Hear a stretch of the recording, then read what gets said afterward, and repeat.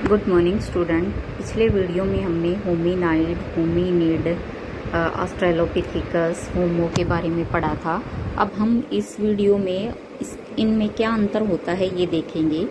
पहले हम देख रहे होमिनाइड और बंदर के बीच अंतर।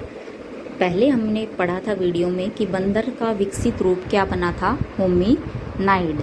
तो बंदर और होमिनाइड में अब क्या अंतर है ये देखेंगे। होमिनाइड के शरीर बड़ा होता है जबकि बंदर का शरीर छोटा होता है। होमिनाइड की पूंछ नहीं होती, बंदर की पूंछ होती है।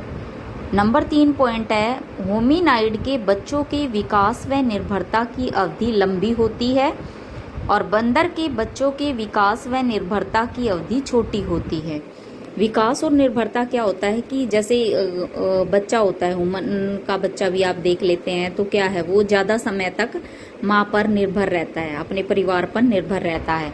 तो बंदर का बच्चा कम अवधि तक अपने परिवार पर निर्भर रहता है और होमिनाइड का बच्चा ज़्यादा अवधि तक अपने परिवार पर निर्भर रहता है।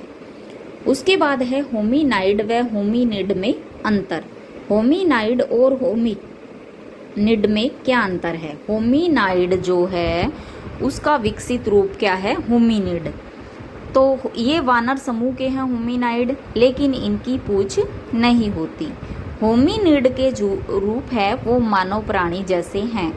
होमिनाइड 4 पैरों पर चलते हैं, होमिनिड 2 पैरों पर चलते हैं। होमिनाइड का मस्तिष्क छोटा होता है और होमिनिड का मस्तिष्क बड़ा होता है। जैसे जैसे मानव का विकास होता गया तो उसका मस्तिष्क क्या है, बड़ा होता गया।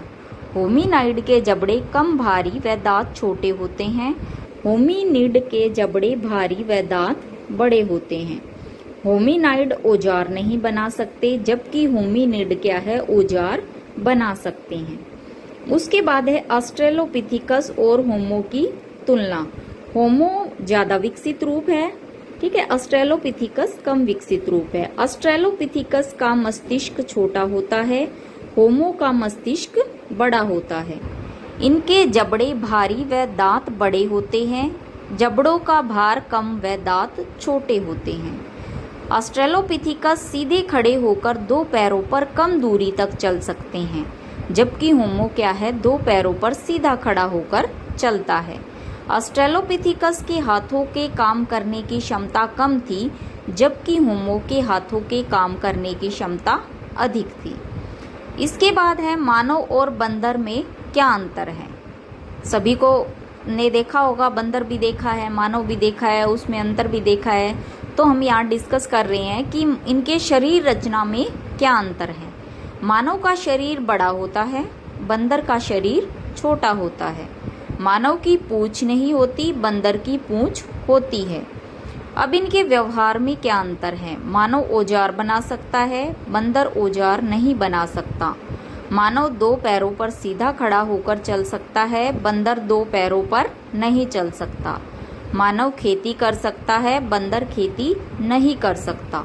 मानव 2 पाया होता है जबकि बंदर चौपाया होता है।